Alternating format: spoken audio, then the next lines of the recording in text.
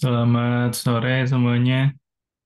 Salam, sore Pak. Waalaikumsalam. Sore, Ini Pak. baru tiga orang ini, baru bertiga, berempat ya satu lagi. Baru datang. Ini mohon maaf dari admin Zoom-nya masih ada kendala ya dari PDF yang sudah di-share sebelumnya. Saya juga baru diberitahu berapa menit yang lalu ini soalnya. Jadi kita ada perubahan ruang Zoom. Mohon untuk rekan-rekan yang lain diinfokan ya. Untuk selanjutnya tetap pakai yang ini Pak. Kenapa? Selanjutnya ke depan. Lanjutnya nih. Selanjutnya nanti saya tanya lagi ya ke ini pengelola yang membuat room Zoom-nya, apakah permanen menggunakan ini atau akan kembali lagi nanti saya infokan di LMS ya. Oh iya Pak. Baik. LMS kayaknya bisa buat pengumuman ya. Saya juga belum belum tahu nih bisa buat pengumuman jadi. Tapi sepertinya bisa ya nanti dilihat saja nanti di pertemuan dua. Ini teman-teman silakan dibuka LMS-nya. Jadi kehadirannya tidak perlu saya absen lagi. Jadi teman-teman nanti tinggal diunduh materi pertemuan satu ya. Nanti ketika sudah diunduh, sudah diklik lah ya linknya, teman-teman nanti dianggap sudah hadir ya. Ini saya coba tunjukkan ya.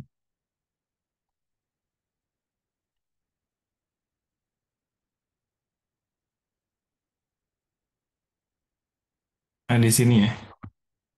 Jadi diakses di student ya, pokoknya di LMS ya, alamat LMS, lms.itts.ac.id, terus nanti diklik ini ya materi pertemuan satu diunduh. Nah, nanti teman-teman sudah otomatis sih dianggap hadir.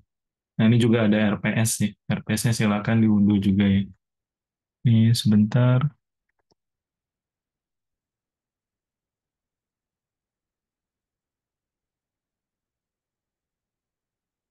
Oke, kita langsung mulai ya. Mungkin saya juga tidak akan menjelaskan materinya, hanya sedikit saja nanti rekan-rekan baca ya. Karena ini juga menjelang waktu berbuka dan dari akademik juga ini sepertinya ada kesalahan juga ya, karena ini pakai jadwal yang general ya, teman-teman ya. Jadi bukan jadwal untuk bulan puasa ya. Jadi harusnya di bulan puasa juga ada pengurangan waktu, jadi hanya 1 jam ya setiap pertemuannya ya. Jadi makanya harusnya sampai jam 6. Cuman ini juga saya juga persiapan buka ya. Mungkin tidak akan terlalu lama ya. Apalagi ini pertemuan pertama ya teman-teman. Nanti bisa dibaca materinya di modul yang sudah saya upload ya. Ya baik, mungkin saya akan jelaskan mengenai tata tertibnya ya untuk di pertemuan pertama ya. Ya baik, sudah terlihat ya teman-teman ya. Udah Pak. Oke, jadi ini kita sudah memasuki pertemuan satu ya. Jadi selamat datang, selamat hadir kembali ya rekan-rekan ya. Ini kalau saya lihat beberapa yang konversi ya. Ini berarti kemungkinan yang teman-teman angkatan angkatan berapa ini ya? Semester 6 harusnya ya kalau tidak salah ya. Bahasa Assembly itu. Berarti belum pada bergabung ya.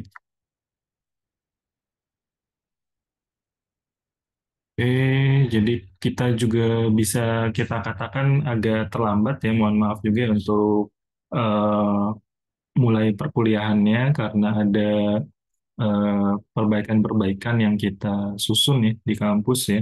Jadi ada perubahan skema juga ya di kampus ya. Jadi makanya kita agak mulainya itu terlambat dibandingkan kampus lain. Cuman ini juga tidak apa-apa ya karena demi kebaikan kita juga, jadi kita juga mendengarkan juga aspirasi-aspirasi dari teman-teman mahasiswa ya. Jadi makanya ada perubahan juga nanti dari skemanya. Seperti yang sudah dijelaskan Pak Warek ya, Warek satu ya, Pak Bambang ya. Nanti akan saya jelaskan juga di slide berikutnya ya. Nah, ini untuk pengenalan mungkin teman-teman juga sudah pada mengenal ya, apalagi ini sudah di semester bukan pertemuan pertama kali ya. Mungkin ini juga bisa saya lewat ya. Oke, ini mengenai matriks perkuliahan. Nah, ini untuk reguler dan juga eksekutif, jadi ada perbedaan. Jadi kita di kelas eksekutif ya tentunya ya karena menggunakan Zoom. Nah, cuman kita juga ada perubahan, baik di kelas reguler maupun di kelas eksekutif ini bisa belajar secara asinkronus ya. Jadi eh, tidak harus tatap muka ya. Jadi kalau di reguler itu kan tatap mukanya berarti tatap muka secara luring ya, teman-teman. Jadi hadir secara langsung di kampus. Nah, tapi ada perubahan, sedikit perubahan, yaitu dua kali pertemuan, yaitu pertemuan 2 dan pertemuan 10 di sini tidak mengharuskan tatap muka langsung di kampus ya. Nah, begitu juga perubahannya di kelas eksekutif ya. Jadi di kelas eksekutif juga ada perubahan. Nah, ini tentunya berdasarkan masukan-masukan dari rekan-rekan yang tentunya sudah memiliki kesibukan lain ya selain perkuliahan ya. Jadi makanya di sini dari pihak kampus kita melakukan perubahan ya. Jadi yang sebelumnya tatap mukanya itu setiap minggu dilakukan tatap muka, jadi kita ubah hanya di waktu-waktu tertentu ya. Jadi kita gabung, ada sinkronus dan juga asinkronus. Nah, sinkronusnya itu tatap muka menggunakan Zoom Meet-nya ada di pertemuan 1, 4, 7, lalu juga nanti di pertemuan 9, 11, 12, mohon maaf ya, dan juga 15. Jadi hanya ada 3 pertemuan ya setiap tengah semester. Jadi sebelum UTS itu 3 kali tatap muka secara daring ya menggunakan Zoom Meet dan juga sebelum UAS 3 kali juga ya tatap muka secara daringnya. Jadi itu perubahannya ya. Jadi yang warna kuning ini perkuliahannya metodenya asinkronus ya. Jadi rekan-rekan silakan diakses LMS-nya, LMS kampus kita. Nanti silakan diunduh baik itu bisa berupa video, materi maupun ada eh, diskusi atau tugas-tugas nanti bisa diakses di eh, LMS ya. Nah, ini juga terkait dengan sistem kita yang baru dan juga ini ada perubahan-perubahan ya dari materi. Jadi dilakukan pembaruan. Jadi makanya untuk materi nanti saya siapkan itu di ketika akan mulai perkuliahan ya. Jadi saya uploadnya. Jadi misal di pertemuan 1 ini sudah saya upload, nanti di pertemuan 2 juga nanti menjelang minggu keduanya akan saya siapkan juga. Jadi teman-teman bisa diakses. Jadi untuk materi perkuliahannya karena hal tadi ya. Jadi hanya sebelum mulai eh, sesi di minggu tersebut, maka materinya akan ada ya di LMS-nya. Seperti itu ya teman-teman. Ini terkait dengan aturan dan tata tertib ya. Jadi untuk presensi dan kehadirannya, jadi mahasiswa diwajibkan hadir dalam sesi perkuliahan daring ya. Nah ini sesuai jadwal, ini jadwalnya tadi ya. Jadi yang hijau ini yang perlu teman-teman perhatikan.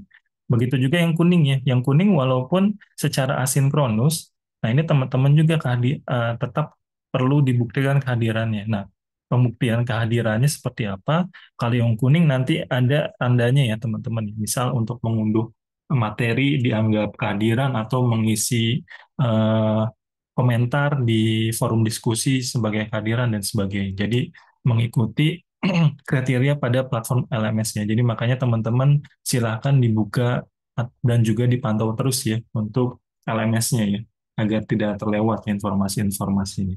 Dan juga untuk kamera dan mikrofon, silahkan aktifkan mikrofon hanya saat berbicara atau bertanya ya. Lalu selanjutnya untuk penamaan akun atau tampilan nama, tentunya gunakan nama asli ya. tidak diperbolehkan menggunakan nama samaran atau istilah yang tidak jelas. Lalu terkait dengan etika komunikasi ya, netiquette ya, walaupun kita sama-sama eh, menggunakan media daring ya, tentu teman-teman juga di sini wajib ya menggunakan bahasa yang sopan nih dan juga sesuai ya. Jadi tidak sangat tidak diharapkan ya ketika mengajukan pertanyaan, menjawab maupun berdiskusi menggunakan kata-kata yang kurang sopan maupun yang menjurus ke sara dan saling mengejek dan lain-lain ya. Jadi ini silakan diperhatikan juga ya. Dan tentunya teman-teman juga di sini sudah bukan anak SMA lagi ya, tentunya harusnya sudah mengerti ya mana bahasa yang sopan maupun yang sesuai ketika digunakan dalam pembelajaran. Lalu terkait dengan toleransi keterlambatan dan gangguan teknis, jadi beritahu dosen jika ada kendala, sinyal internet ataupun mati lampu atau masalah teknis lainnya. Karena tentunya saya juga sadar ya, ketika ada suatu permasalahan, tentunya kita juga tidak mengharapkan ya ada kendala tersebut ya. Nah, ini yang penting teman-teman beritahu saya ketika ada suatu permasalahan. Lalu partisipasi, gunakan fitur raise hand untuk bertanya ataupun menyampaikan pendapat ya. Lalu juga untuk pengumpulan tugas dan ujian, patuhi format, waktu pengumpulan, dan platform yang ditetapkan di LMS. Jadi silakan dicek untuk eh, tugas-tugas ataupun ujian nantinya. Jadi diperhatikan formatnya ya. Jadi ketika ada penugasan, ini dicek formatnya seperti apa. Lalu juga waktu pengumpulannya ya, jangan sampai terlewat ya teman-teman ya. Dan juga ini informasi ini ada di LMS nih. Dan tentunya hindari plagiarisme ya. Jadi ini juga teman-teman perlu diperhatikan ya plagiarisme ya karena menyangkut integritasnya, baik itu integritas terhadap diri kita sendiri maupun secara akademis ya. Nah, ini juga selalu cantumkan ya sumber ya ketika teman-teman nanti mengutip materi tertentu ya. Nah, ini aturan dan tata tertib, lalu juga silabus. Ini silabus. Hmm,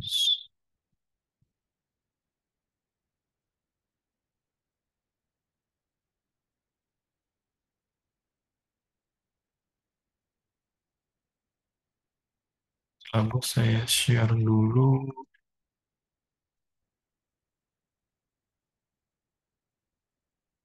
Nah, ini untuk silabus ya. Untuk silabus ini sudah bisa diunduh juga ya, teman-teman ya di LMS. Nah, ini untuk silabus, untuk capaian pembelajarannya, ini bisa dilihat. Jadi, untuk bahasa assembly ini, jadi teman-teman diharapkan nanti bisa memahami konsep dasar pemrograman assembly, lalu juga menggunakan debugger ya untuk menganalisis kode assembly, memahami penggunaan dan instruksi CPU dasar, lalu juga mampu mengelola memori dan stack ya dalam assembly, mengimplementasikan pemanggilan fungsi dan parameter passing, lalu juga ada instruksi kontrol alur, menggunakan API ya, sistem operasi dalam assembly. Nah, untuk keterampilan khususnya di sini ada instalasi dan konfigurasi perangkat lunak, pemrograman assembly, lalu juga implementasi aritmetika ya, dan manipulasi register dalam assembly, dan juga ini silakan teman-teman bisa dibaca ya untuk capaian pembelajaran. Dan juga ini capaian pembelajaran mata kuliah ya. Jadi silakan teman-teman juga bisa dilihat. Lalu ini untuk capaian pembelajaran mata kuliahnya. Nah, ini untuk penilaian nanti saya jelaskan juga di slide juga ada ya. Nah, ini untuk pustakanya. Jadi silakan teman-teman bisa mengacu di sini ya untuk pustaka utama maupun pustaka pendukungnya ya. Nah, untuk rencana pembelajarannya dari minggu ke minggu ini teman-teman bisa dilihat ya di RPS ya, silakan ya. Nah, ini cuman tidak menutup kemungkinan ya, kita akan menyesuaikan juga nanti dari kemampuan teman-teman juga, dan juga kita lihat juga ya di perjalanannya kira-kira ada yang perlu kita lakukan penyesuaian atau tidak juga, nanti kita lihat ya ke depannya. Cuman secara umum untuk rencana pembelajaran studinya bahasa assembly, rekan-rekan bisa lihat di RPS nih. Dari pertemuan pertama, minggu pertama hingga ke minggu terakhir ya, sampai kita di ujian akhir semester. Ini mengenai RPS-nya ya, rencana pembelajaran studinya. Lalu kita kembali lagi ke slide-nya ya.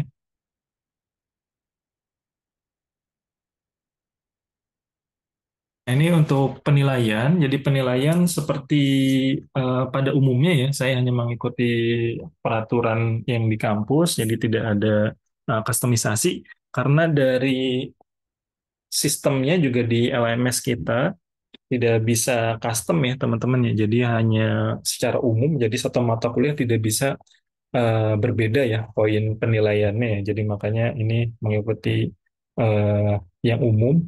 Jadi di sini ada 4 poin untuk penilaiannya. Jadi ada poin kehadiran, di sini bobotnya 15%. Lalu untuk UTS di sini 25%. Ini ada tugas, kuis atau proyek akhir yang 30%, dan juga UAS 30%, teman-teman. Nah, ini kita eh, sudah masuk ya ke materi. Ini juga mungkin saya hanya menjelaskan poin-poinnya saja. Jadi mengenai bahasa assembly ya. Nah, ini teman-teman juga harusnya sudah mempelajari ya mengenai bahasa pemrograman ya. Nah, bahasa pemrograman itu yang biasanya kita gunakan ini kita bisa sebut sebagai high level language ya. Jadi pemrograman tingkat tinggi ya, teman-teman nih. Nah, ini eh, bahasa pemrograman pemrograman ini baik itu Fortran, Basic, COBOL, Java, C, C++, PHP, bahkan Python.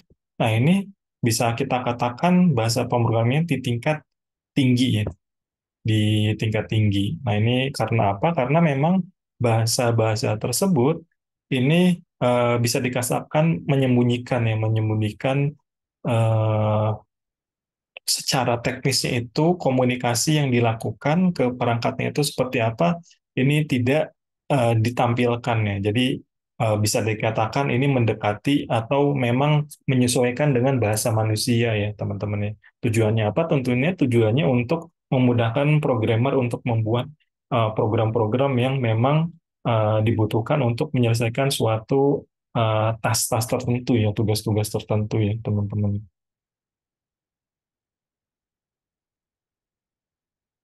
Sebentar.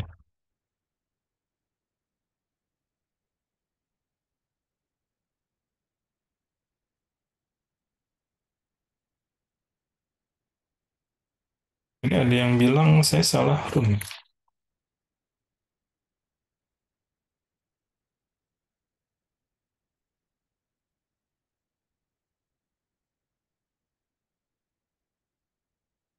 Ini kayaknya masih ada miskomunikasi nih.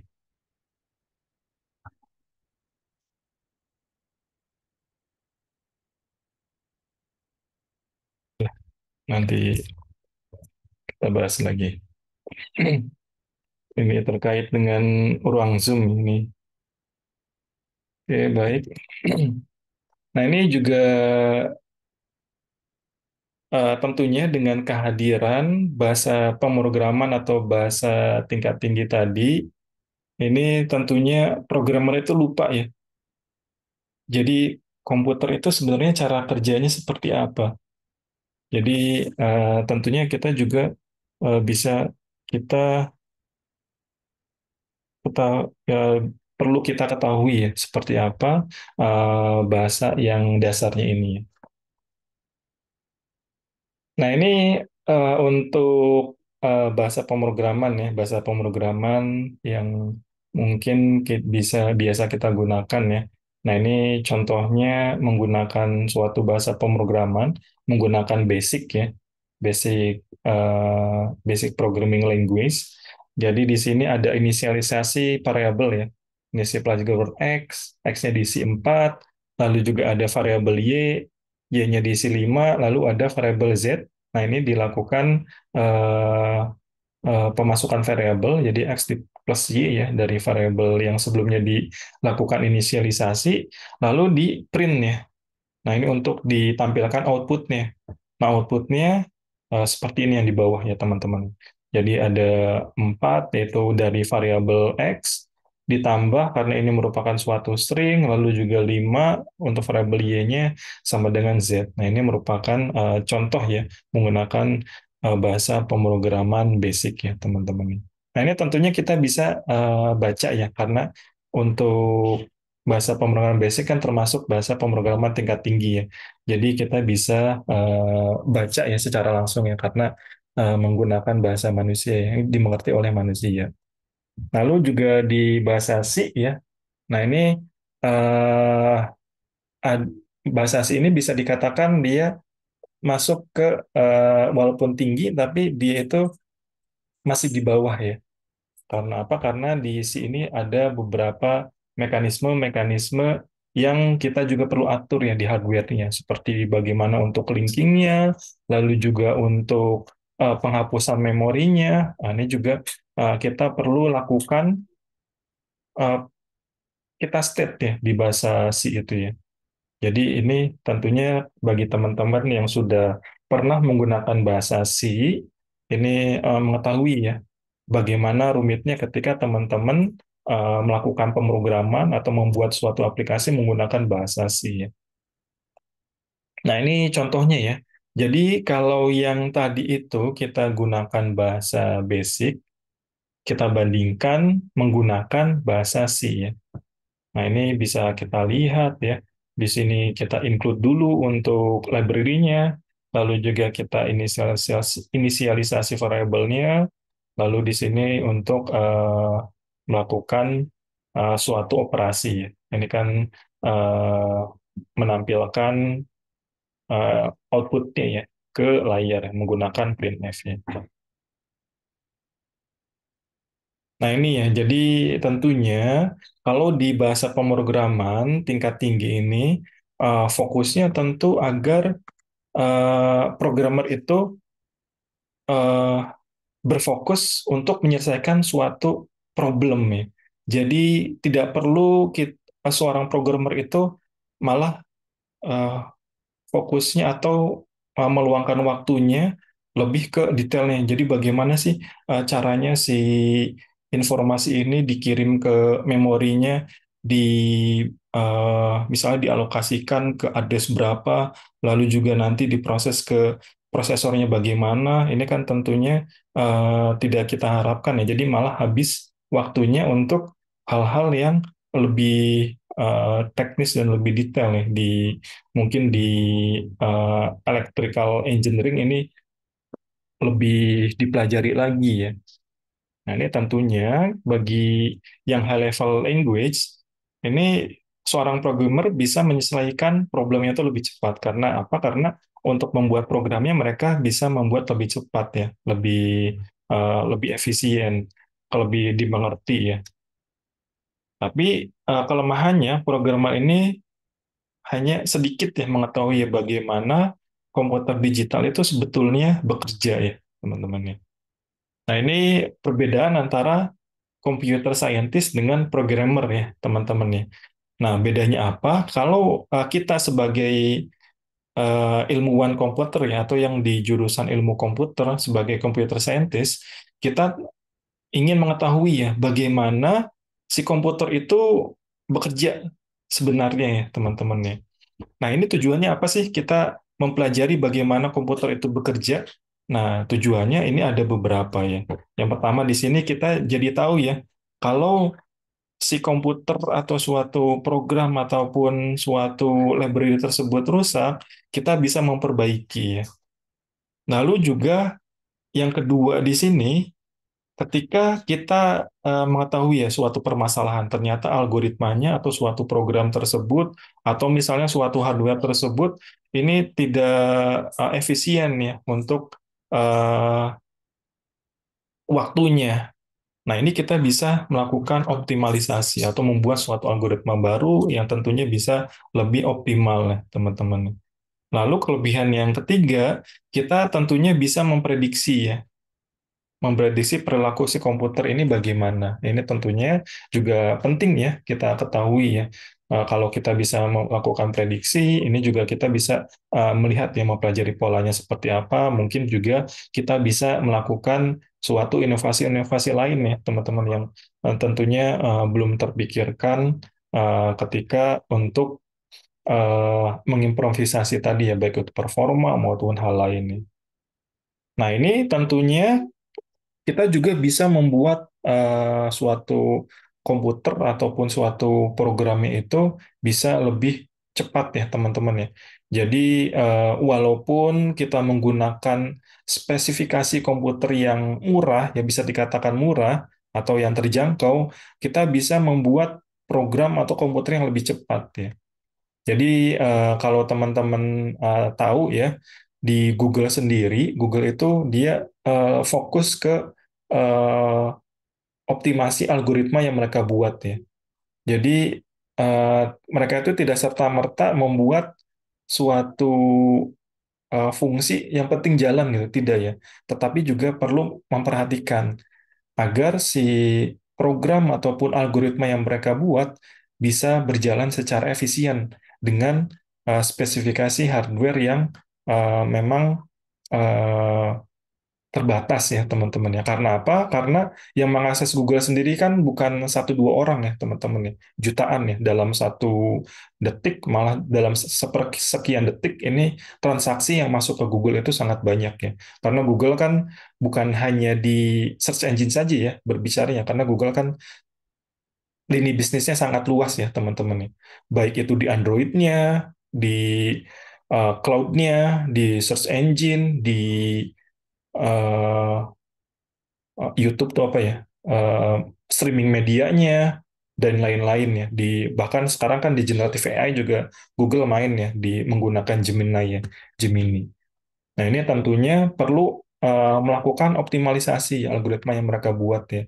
Jadi betul-betul agar memanfaatkan sumber daya yang ada ini bisa dijalankan secara optimal.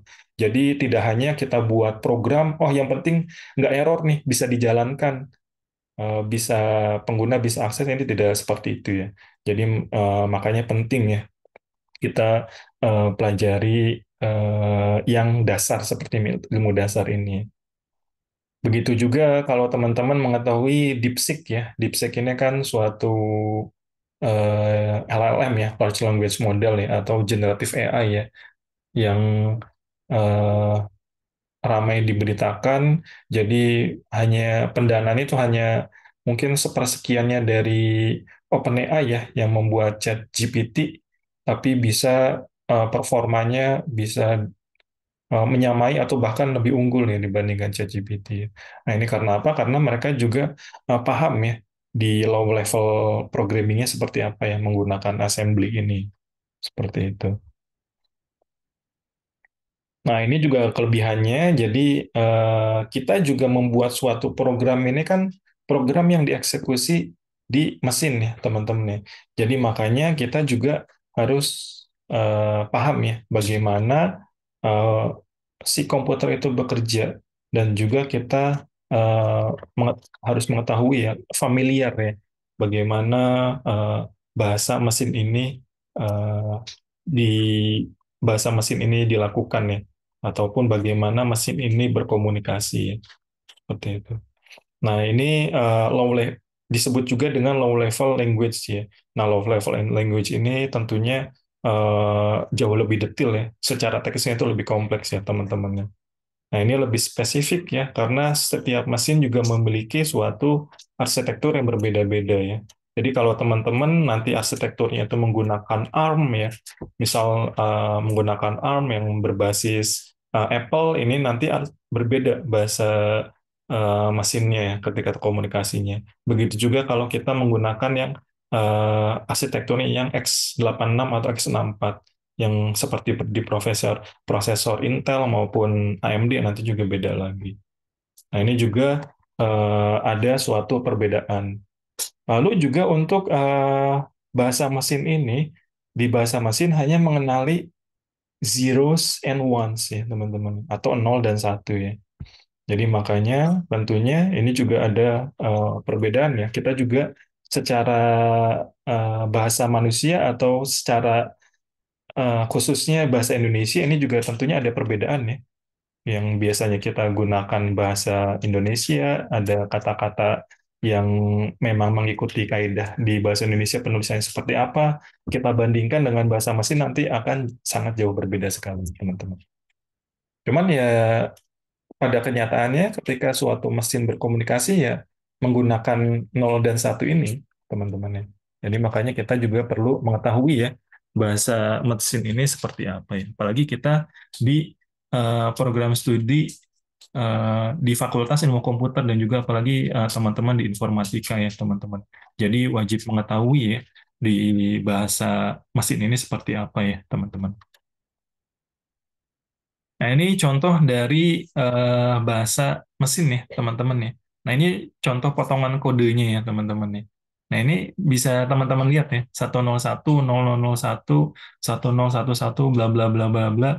Nah, ini diartikan seperti ini ya, teman. Bisa potongan program tadi kalau kita coba artikan di bahasa mesin seperti ini.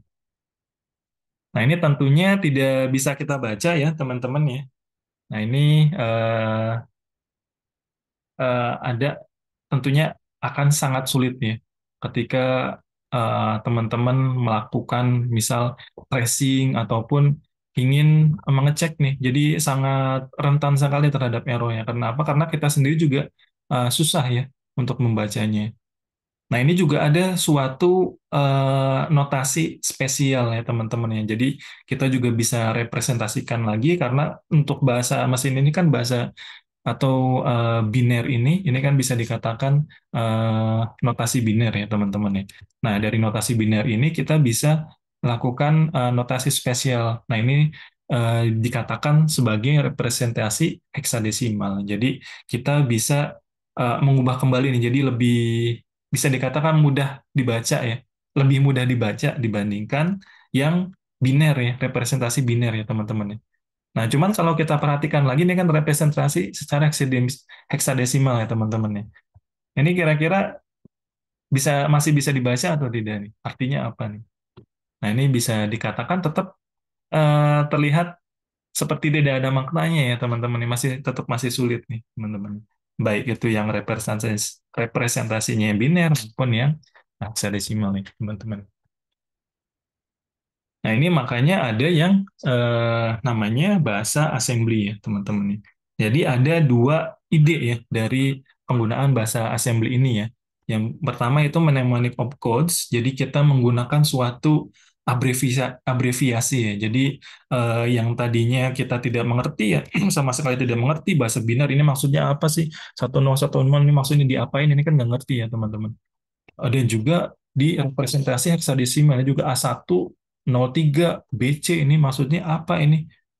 Di tracingnya juga bingung ya diapain ini kan tetap bingung. Jadi makanya di sini ada yang namanya bahasa assembly. Jadi ada mnemonik ya. Mnemonik ini ada suatu abreviasi. Nah, ini abreviasi dari apa? Dari bahasa Inggris ya. Bahasa Inggris ketika kita ada suatu kata yang merepresentasikan suatu operasi tertentu ya teman-teman. Nanti kita akan jelaskan lebih detail di slide berikutnya ya. Dan juga simbolik address ya. Nah, simbolik address ini juga membuat suatu nama-nama yang memang bisa dikatakan ada maknanya ya teman-teman ya. Kayak misal untuk memory storage location di mana dan juga lain-lain. Nah, ini makanya walaupun kita membuat suatu bahasa yang dikatakan bahasa mesin, tapi kita juga secara sedikit demi sedikit ataupun eh, secara walaupun tidak secara utuh, walaupun tetap sulit, tapi bisa tetap dimengerti oleh kita sebagai manusia ya, teman-teman. Nah, ini contohnya blok diagramnya dari arsitektur ya. Jadi ada CPU, ada sistem bus. Nah, ini juga ada input outputnya ya sebagai input maupun device sebagai output. Nah, juga ada main memory ya, teman-teman. Jadi kita gunakan arsitekturnya ini arsitektur Pentium ya teman-teman ya. Jadi ada register, jadi ada beberapa general purpose ya dari register aja. Ada EAX, EBX, HX, EDX. Lalu juga untuk memory addressing register ini ada ISP dan lain-lain. Ini juga untuk yang ini nanti kita akan jelaskan di pertemuan berikutnya ya teman-teman ya mengenai hal ini. Cuman di sini saya ingin eh, tampilkan jadi ada tadi ya mnemonik ataupun abreviasi penjelasan-penjelasan dari suatu operasi ya teman-teman. Nah ini ada totalnya itu di X86 registernya itu ada 16 ya teman-teman itu. Jadi ada EAX, ESP dan lain-lain ya sampai E-Flex ya. Nah ini di arsitektur Intel Pentium ya teman-teman. Jadi yang seperti saya jelaskan sebelumnya ya teman-teman ya ada perbedaan nih antara arsitektur yang lain nih. Jadi makanya untuk bahasa mesin nanti ketika kita menggunakan arsitektur misalnya yang ARM ya, yang dari Apple nanti juga ada perbedaan. Nah ini cuma di kuliah ini kita fokus di yang x86 ya teman-teman arsitekturnya.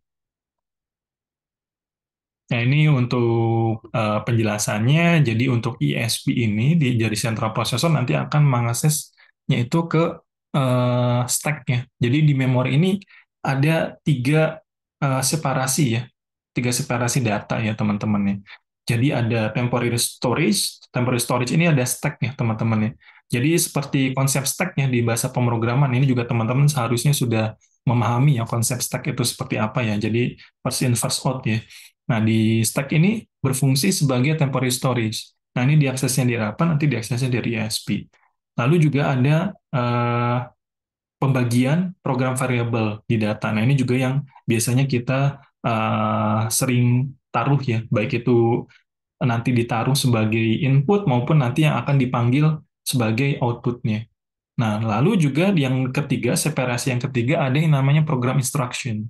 Nah, program instruction ini nanti yang akan eh, menjadi suatu eksekusi-eksekusi tertentu ya, teman-teman ya. Oh, ini sebentar nih, baterai saya mau habis nih. Sebentar saya ambil charger dulu ya.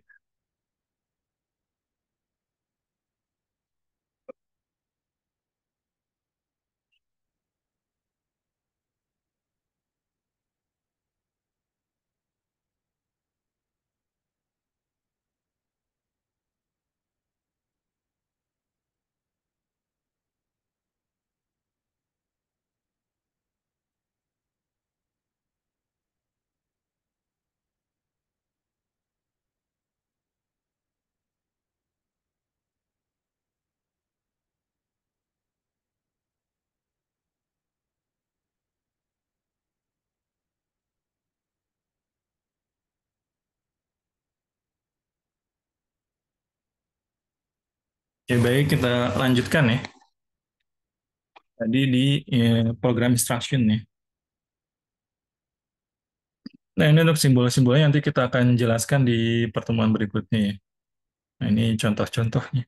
Mungkin kita akan jelaskan di pertemuan berikutnya ya. Jadi di pertemuan ini kita baru masuk di pengenalan ya, teman-teman. Mungkin sampai sini ada yang ingin ditanyakan? Ini nanti kita bahas lebih dalamnya ya di pertemuan berikutnya.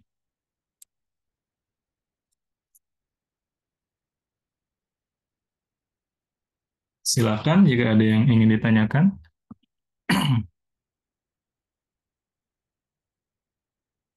Jadi tadi itu ya mengenai bahasa assembly ya. Jadi penting ya bagi kita sebagai seorang programmer, apalagi sebagai seorang mahasiswa ya. Teman-teman kan di sini eh, sudah apa ya komit ya tentunya ya komit masuk ke keilmuan informatika.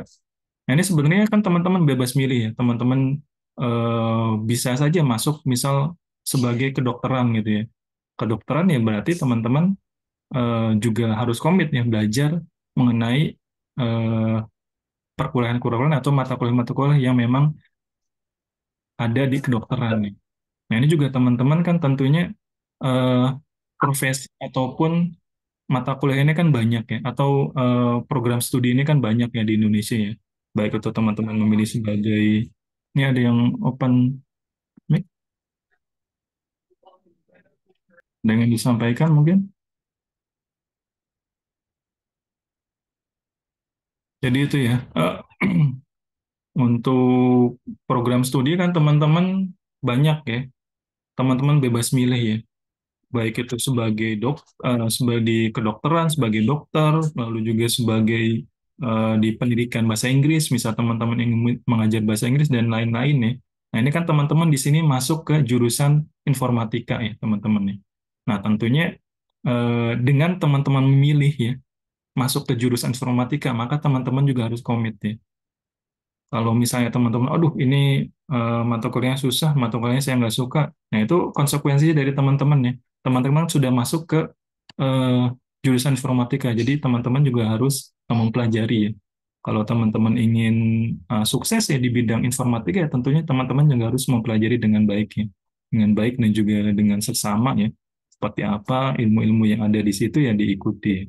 Karena profesi itu banyak ya, baik itu teman-teman sebagai kerja di perhotelan dan lain-lain. Nah, tapi kan teman-teman sudah memilih di bidang ini, maka teman-teman harus eh, komit dengan sebaik-baiknya ya, teman-teman. Jadi dilakukan baik itu secara ikhtiar ya, ikhtiar dengan cara teman-teman belajar dengan baik maupun dengan secara spiritual ya, berdoa juga. Seperti itu ya. Baik, mungkin pada pertemuan ini saya cukupkan ya, teman-teman yang jika ada pertanyaan bisa disampaikan di LMS. Mungkin dari ketua kelas juga bisa membuatkan grupnya ya, grup yang bahasa assembly ya. Jadi kalau ada informasi-informasi tertentu nanti bisa disampaikan dengan cepat ya, teman-teman nih. Mungkin dari teman-teman juga ada yang sudah punya ya nomor saya, jadi bisa di-invite saja di grupnya ya. Jadi silakan perwakilan ada yang membuat untuk mata kuliahnya ya, mata kuliah bahasa assembly. Jadi ketika ada suatu informasi-informasi tertentu bisa dikabarkan dengan cepat ya, teman-teman ini. Nah, ini mengenai pengenalannya terkait dengan bahasa assembly. Bagi teman-teman tadi yang baru telat bergabung, jadi untuk kehadiran tidak saya absen, jadi teman-teman bisa unduh materinya ya di LMS, silakan diunduh nanti dianggap sebagai kehadiran ya teman-teman. Dan juga karena ini masih pertemuan pertama, masih ada kendala ya di Zoom-nya, di ruang Zoom-nya, ini masih ada eh, permasalahan-permasalahan. Jadi untuk kehadiran yang di pertemuan pertama ini saya longgarkan ya teman-teman nih.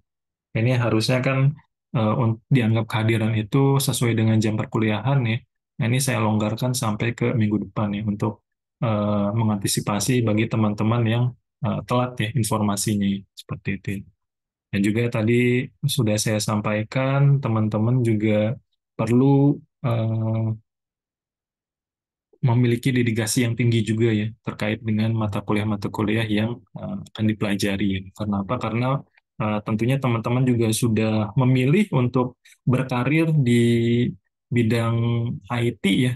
Nah, ini juga tentunya teman-teman juga harus memiliki dedikasi tinggi dan juga berkomitmen yang tinggi ya terkait dengan pemilihan yang sudah teman-teman lakukan itu ya. Kalau tidak komit ya teman-teman kan bisa ya memiliki pilihan bisa pindah jurusan atau pindah keahlian lain juga kan tidak ada yang melarang sebenarnya. Jadi makanya kalau sudah komit di profesi tersebut ya sudah lakukan yang terbaik ya teman-teman ya. Karena dengan dilakukan yang terbaik akan muncul peluang-peluang yang lebih bagus ya bagi teman-teman seperti itu. Mungkin saya cukupkan untuk pertemuan kita pada hari ini dan juga karena sedang di bulan yang suci ya, bulan yang penuh kenan dan juga penuh rizki ya. Jadi semoga ibadah puasa bagi rekan-rekan muslim diterima ya, diterima oleh Allah dan juga kita tetap diberi kesehatan ya agar bisa menjalankan aktivitas-aktivitas yang memang kita perlukan ya teman-teman dan juga tentunya bisa melakukan pembelajaran lebih baik ya, teman-teman. Baik, terima kasih. Selamat sore menjelang berbuka. Wassalamualaikum warahmatullahi wabarakatuh. Waalaikumsalam warahmatullahi wabarakatuh. Terima kasih.